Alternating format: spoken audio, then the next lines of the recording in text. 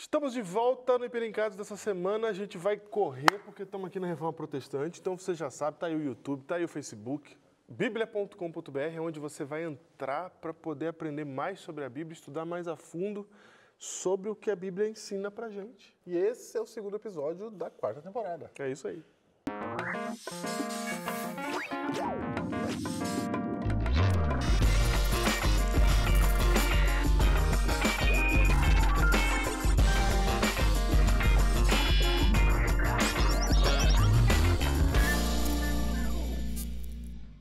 Diego, no capítulo anterior... No capítulo anterior, a gente falou do cenário. Do cenário que leva à Reforma Protestante. Só para lembrar, você que não viu o episódio anterior, saiba que nós estamos comemorando os 500 anos da Reforma Protestante. Isso, e essa temporada inteira é em comemoração a esse evento histórico. Isso, então nós estamos agora, nesse segundo episódio, continuando o contexto histórico da Reforma. Exatamente. No episódio passado, a gente disse o que veio antes da reforma, né?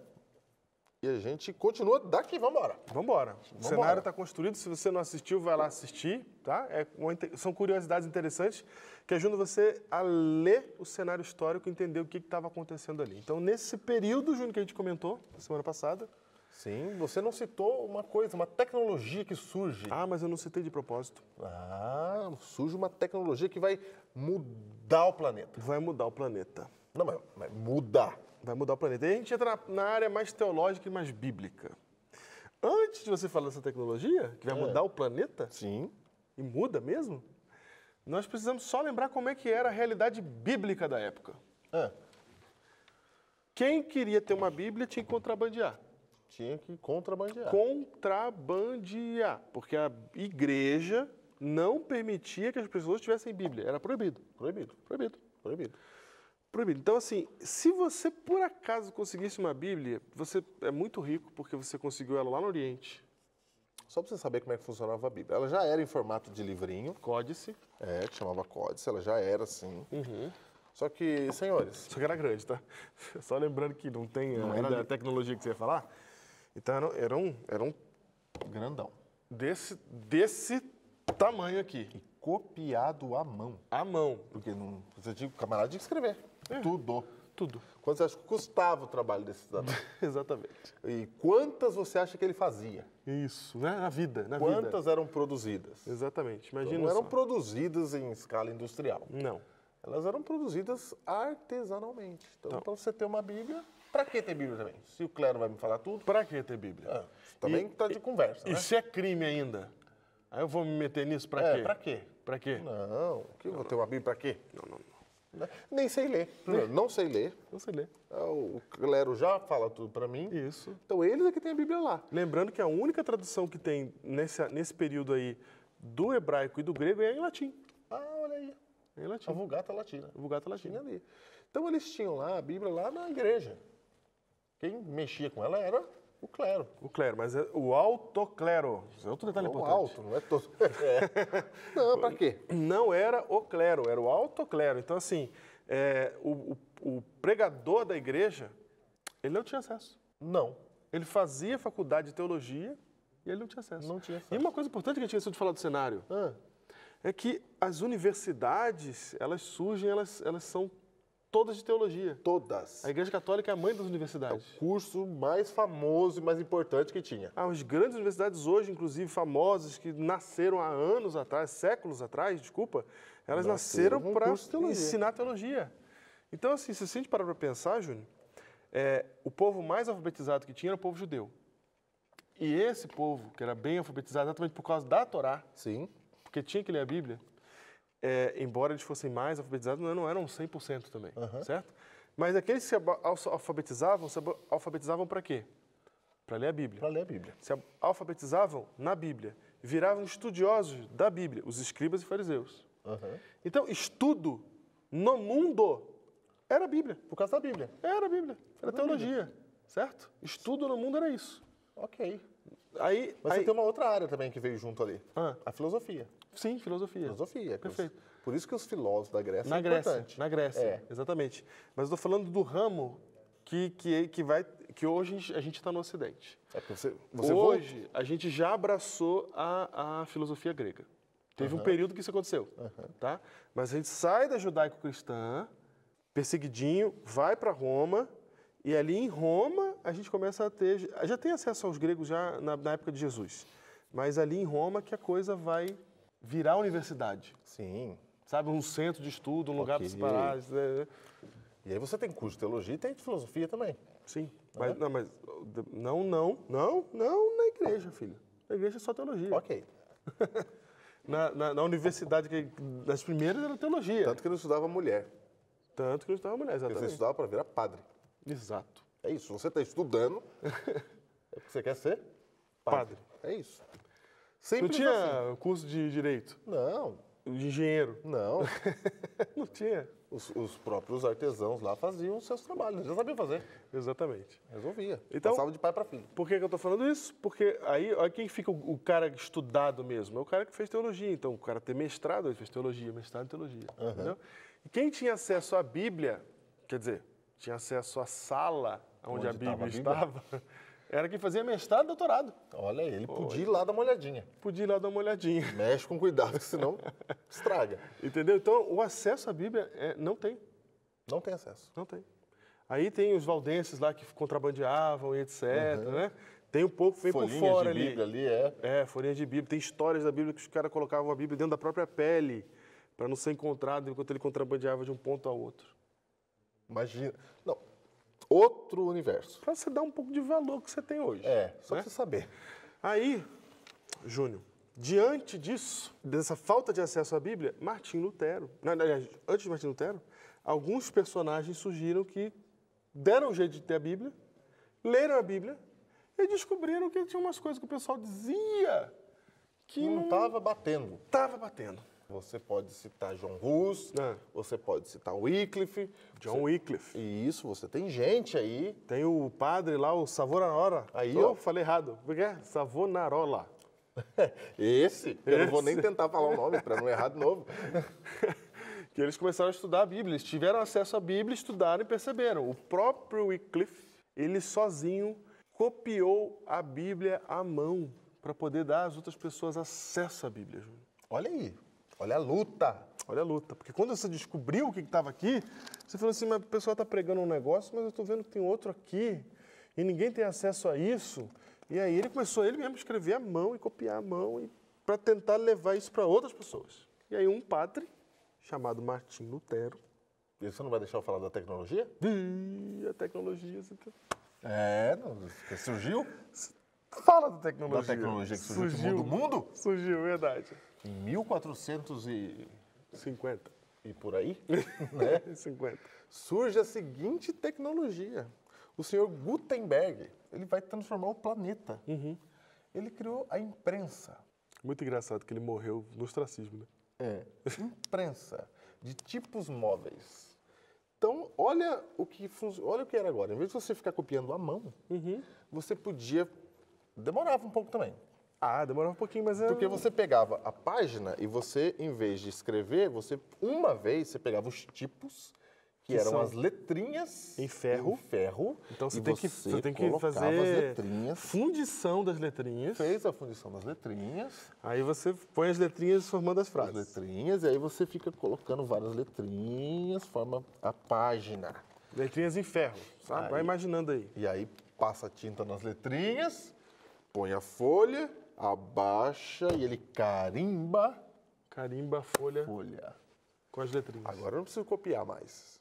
Eu faço várias folhas. Suja e põe a folha. Suja, põe a folha. Suja, põe a folha. Aí, ó. Suja a imprensa. O primeiro livro que Gutenberg fez foi a Bíblia. Na sua imprensa foi a Bíblia.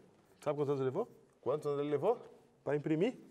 5 anos. 5 anos. Fez direito também, né? Fez direito, porque o pessoal, quando escrevia a Bíblia naquela época, escrevia não era com a minha letra, que é um garrancho. Não, era desenhadinha. Então agora ele está transformando isso em imprensa, mas não é essa letra que a gente está vendo aqui. O Isaac vai colocar para você na tela aí, para você ter uma ideia da letra da gráfica de Gutenberg. Olha aí.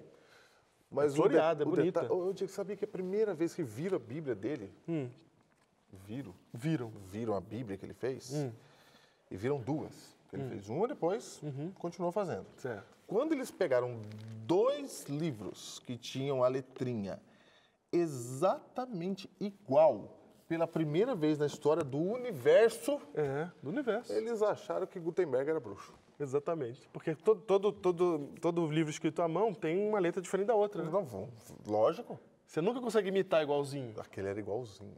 Era igual. Era igual. Bruxo. Deu um tilt na cabeça. A gente nunca viu um negócio tão igual assim. E agora mudou o mundo. Porque agora eu consigo de forma muito mais barato. Muito mais. Muito mais barato, muito mais rápido. Muito mais rápido. Porque se levou 5 anos na gráfica, imagina copiando. Isso. E como era desta forma, agora o papel escrito passa a estar na mão das pessoas. Isso. Na verdade, o Gutenberg ele cria o ambiente perfeito para que o ser humano seja educado. Porque antes não tinha o que ler. Por que eu vou me alfabetizar? Para que eu vou me alfabetizar? Para quê? Não tem nada para ler. Não tem nada para ler. Não tem letra no universo. Não tem nada para ler. Só tem para ler. Não, que isso, pastor? Tem livro. Sim, os nobres tinham livros. Quem tinha livro eram os ricos, os reis, os caras que tinham dono das bibliotecas. Esses caras tinham função para ler. Só para você saber como é que mudou o mundo, que aí descobriu-se que uma pessoa enxergava pior que a outra. Até então ninguém sabia. Ah, é? Olha aí. Demorou um tempo que eles perceberam por que eu não consigo ler. Porque agora você tem um padrão igualzinho para medir entre um e outro. Aí vai surgir as lentes e tal, gente estudando para fazer lente. A oftalmologia. Então vai surgindo coisas. Olha só. Eles não sabiam que uma pessoa enxergava diferente da outra. E agora que ficou barato, eu posso fazer folheto, por exemplo. Que é uma coisa que nunca eu pude fazer do jeito que a gráfica permite. Eu posso começar a criar livros didáticos para ensinar as pessoas a se alfabetizarem. Porque antes, para alfabetizar alguém, eu tinha que trazer um professor que era caro. Isso. Que era o professor de dar aula para ensinar a escrever. Sim. Entendeu? De repente surge os livros, eu posso fazer... Um mundo se abre. E é daí, a partir de 1450, com a máquina de Gutenberg, que a gente anuncia o começo do fim da Idade Média, o começo do fim da Idade Escura. Trocou o universo. Trocou. É muito bonito a gente olhar daqui, mas na hora, gente, lá, é muita mudança. É muita mudança. Muita mudança. E aí surge um certo Martinho Lutero. Martinho Lutero, ele era desses que estudou teologia. Isso. Que teve acesso à Bíblia. Padre da Alemanha. Padre da Alemanha. Ele estudou, sincero, descobriu algumas coisas interessantes e ele fez uma viagem a Roma, porque ele era da Alemanha. Certo. Ele foi lá em Roma, tem que ver Roma. Né? Certo. Eu sou estudado, tenho que conhecer a sede da minha igreja. Foi em Roma, ele viu várias coisas acontecendo. Ele viu pessoas vendendo perdão, vendendo salvação, vendendo um monte de coisa. Ele viu um monte de coisa. Sabe, se você mora lá na cidadezinha, onde tudo funciona, e ele foi na grande metrópole, Sim. onde tem todas as mazelas, era Roma. Ele olhou aquilo e ficou alucinado e falou assim, eu preciso contar isso para o Papa, que o Papa não está sabendo o que estão fazendo aqui. O Papa não está sabendo que estão fazendo isso, em nome dele ainda. Em nome dele. Então, ele ficou perturbado com aquela situação ali. Não ficou muita coisa ali. Ele ficou perturbado, e aí ele estudando a Bíblia, falou assim, mas esses camaradas que estão vendendo a indulgência aqui, porque tinha um teatrinho que se fazia para vender as indulgências. Assim, ele questionou na cabeça dele, mas ele ainda não tinha os argumentos. Ele só, tá estranho isso, tá estranho. Daí ele ainda não tinha acesso à Bíblia no dia que ele foi. Depois ele foi fazer os estudos dele, doutorado, e aí... Ele dava aula já. O cara dava aula de teologia, não tinha visto a Bíblia. É surreal esse período, é surreal. Aí ele vai na salinha que está a Bíblia. Vai lá. Ele começa a ler. E aí eu imagino que deve ser Imagina uma pessoa que fez teologia, que prega, que ensina. Você finalmente tem acesso à Bíblia. O mundo que não descortina, né? Que não abre a avidez que você vai estudando, né? Daí ele começou a ver na Bíblia exatamente o tipo de condenação que carecia o que ele viu no Vaticano, em Roma. Olha! Né? Ele começa a encontrar argumentos ali para o que estava acontecendo, para questionar o próprio status quo. E como ele está lendo a Bíblia, olha como é que o acesso à Bíblia era restrito, Júnior. O Júnior falou aqui que ele achava que o Papa não sabia, né? Ele achava que o Papa não sabia. Por que ele achava que o Papa não sabia? Porque a Bíblia era tão restrita que se alguém, ainda que conseguisse ler, ela ia ler uma vez ou outra, um trecho ou outro, ela não ia ficar, sabe? Passar a vida lendo a Bíblia, que a gente tem o privilégio de levantar todo dia de manhã e ler a Bíblia. Hoje à tarde eu vou ler a Bíblia. Isso não tinha. Não tinha. Então ele pensou assim, essas coisas que eu achei aqui, o Papa não deve ter achado. Ele não sabe. Eu preciso ajudar ele a entender. Vou mostrar para ele. Eu vou ajudar a igreja a entender umas coisas que eles não estão vendo, porque ninguém está vendo isso aqui. Ninguém está vendo. Ele percebeu que, sabe, que a gente tem a tendência de ficar repetindo, só virar ouvinte e repetir o que a gente está ouvindo, e repetir o que a gente está ouvindo. Ele falou, cara, eu vou tentar ajudar a igreja. Então, a primeira coisa que você precisa saber sobre a reforma protestante é que ela não foi intencionada como reforma protestante. Não, ele não queria quebrar nada. Ele não queria... Ele queria, então vamos estudar. Sim. Vamos estudar, vamos ver aqui. Você sabe que eu vou mostrar um texto que Lutero achou. Bem, um texto que ele achou. Mostrei. Salmo 71, verso 2. Isso aqui mudou, explodiu a cabeça dele. O que diz aí? Tá assim, ó. Livra-me por tua justiça. Livra-me por tua justiça? Opa. Livra-me por tua justiça e resgata-me. Inclina-me os ouvidos e salva-me. Você olhou o texto e falou, mas e aí? E aí, porque até então Lutero ensinava na faculdade que se Deus for justo, ele condena você. E para você não ser condenado, você tem que ou comprar as indulgências ou fazer os sacramentos. Tinha que fazer os sacramentos ou tinha que fazer autoflagelo. Autoflagelo. Para ver se o corpo melhorava. Mas aqui está dizendo assim, ó, livra-me por tua justiça. Pela primeira vez Lutero entendeu que a justiça liberta. Livra. Não, deu um tilt na cabeça dele. A justiça livra. Como assim liberta? Porque se Deus é justo, eu tenho que me condenar. Então tem alguma coisa da justiça de Deus que eu não estou entendendo. E aí ele, usando a imprensa, faz suas 95 teses de justificação pela fé. E ele prega na porta da Catedral de Wittenberg. E ele prega no dia 31 de outubro de 1517, 500 anos atrás. 500 anos atrás. As suas 95 teses de justificação pela fé. Exatamente. Que ele condenava um monte de coisa que ele estava vendo ali, acontecendo na igreja. Sim. Condenou. E ele condena tudo isso Mas ele não condena porque ele quer criticar a igreja. Ele condena porque ele quer ajudar o pessoal a entender. Porque o povo não está vendo. É a igreja que depois rejeita ele. É a igreja que fica mandando ele se retratar e não vamos aceitar isso. Então ele, vamos colocar assim, ele lança uma repreensão bíblica para a igreja rejeita essa repreensão bíblica e a partir dali há o rompimento. Há o rompimento. Aí você tem o surgimento que a gente chama hoje de os protestantes. Os protestantes. São todas as religiões cristãs que são protestantes, da raiz protestante. Hoje a gente chama os evangélicos, são protestantes, a gente tem várias ramificações, mas os protestantes são os cristãos não católicos. Uma coisa muito importante do protestantismo. Foram os protestantes que contribuíram para a humanidade estudar. Exatamente. Porque agora eles romperam com o status quo, eles saíram da caixinha. Eles traduziam as Bíblias, imprimiam as Bíblias e davam na mão do povo. E falava, povo, aprende a ler para você mesmo ler a Bíblia. A primeira tradução não latina, que não sai do latim, que sai direto do hebraico para uma outra língua, é Lutero que faz diretamente do hebraico para o alemão. Você sabe que a língua alemã, ela ganha uma estrutura por causa dessa tradução. É mesmo?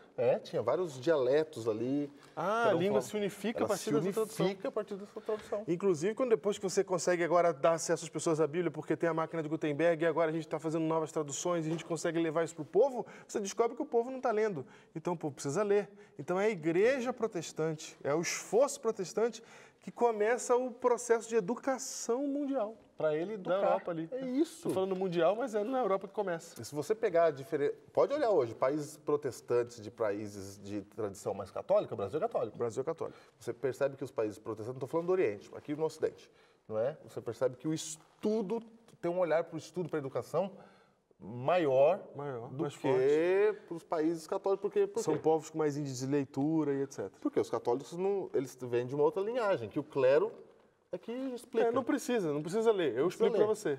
É os protestantes que disseram, não, todo mundo tem que ler. Então, por exemplo, a doutrinação católica chegava aqui e falava para o índio, é assim. Pronto, o índio tem que aceitar. Isso. Quando chegava missionário protestante, ele falava, vamos estudar aí. Vamos aprender a ler, vamos decorar a palavra aqui, aprender o que está dizendo. E aí você vai ler na Bíblia. E aí surgiu, porque a reforma protestante ela traz 5 princípios muito importantes. E é com eles que a gente vai trabalhar aqui toda essa temporada do Hiperlinkados. E antes de você falar dos princípios, só vou dizer que daí surge o iluminismo.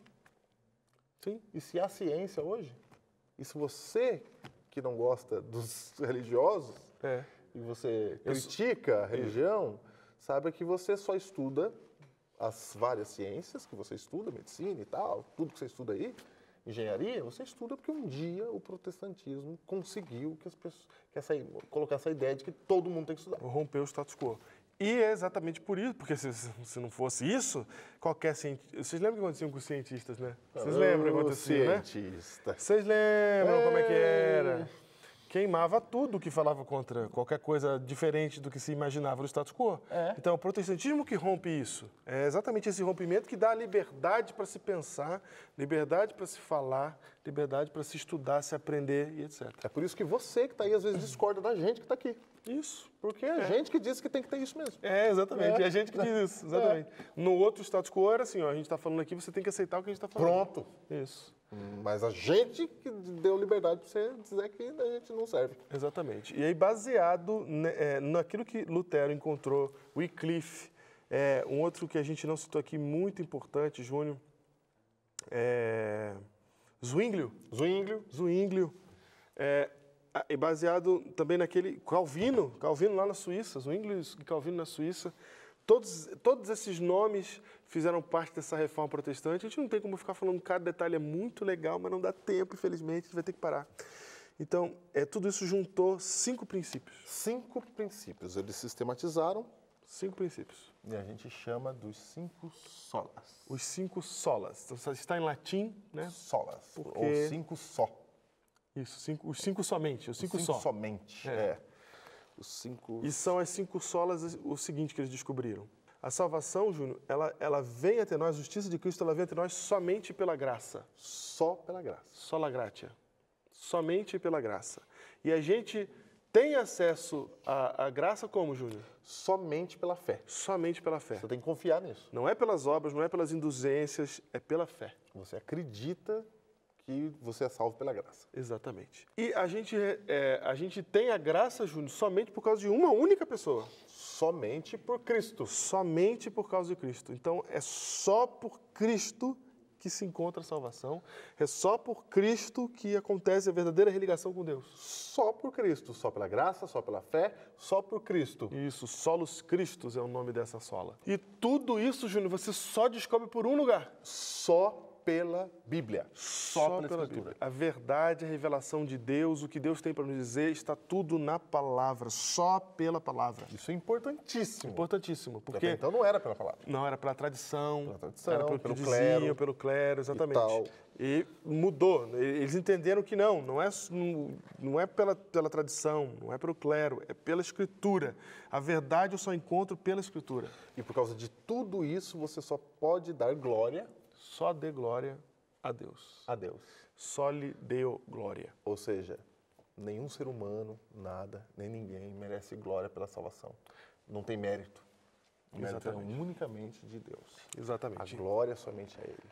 E então vamos resumir aqui as 5 solas: sola gratia, sola fide, solus Christus, sola Scriptura e soli Deo glória. Então, os nomes aparecendo aí na tela, que é um resumo da reforma protestante. Eu só sou salvo pela graça, somente pela fé, só Cristo que eu preciso na minha vida, só Ele que me dá essa salvação. Eu aprendo tudo que é verdade só pelas Escrituras e eu só devo glórias a Deus. E é por isso que em cada episódio do Hiperlinkados nessa temporada, você vai ver um selinho que diz que nós estamos falando de uma dessas solas. Isso. Não é? Cada tema que a gente vai abordar aqui, ou vai estar só pela fé, Isso. ou vai estar só pela graça. Um selinho.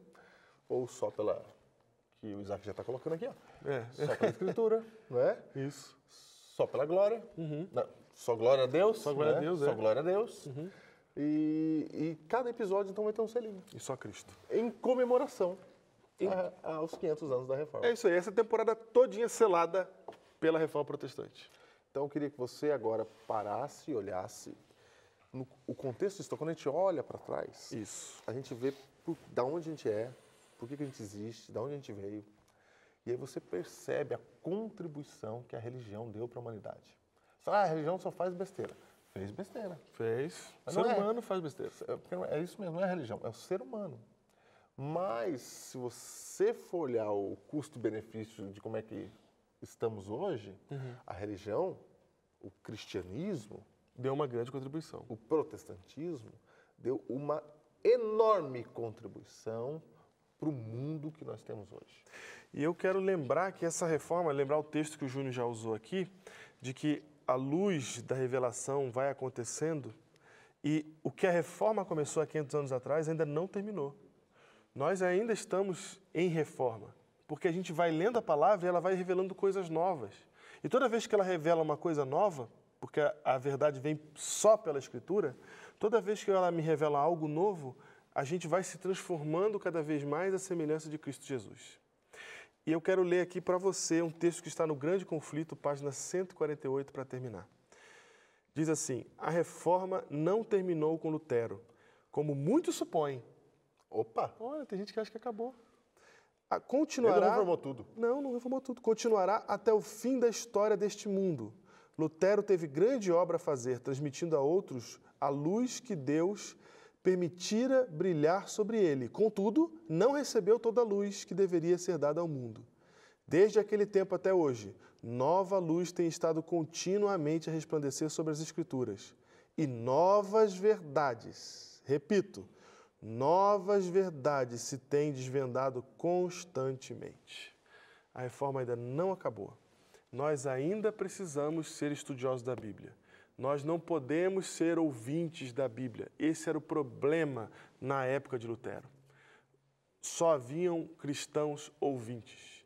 Foi pelo estudo da palavra que a reforma aconteceu e ela não acabou. E ela continua como então, Júnior? Ela continua com cada um de nós, quando você olha para a sua Bíblia e você decide olhar para a Bíblia e entender e fazer da sua vida baseada naquilo que Deus escreveu na sua palavra. Estudiosos da Bíblia mais do que ouvintes da Bíblia. Esse é o objetivo do Hiperlinkados nessa temporada. Acompanhe a gente.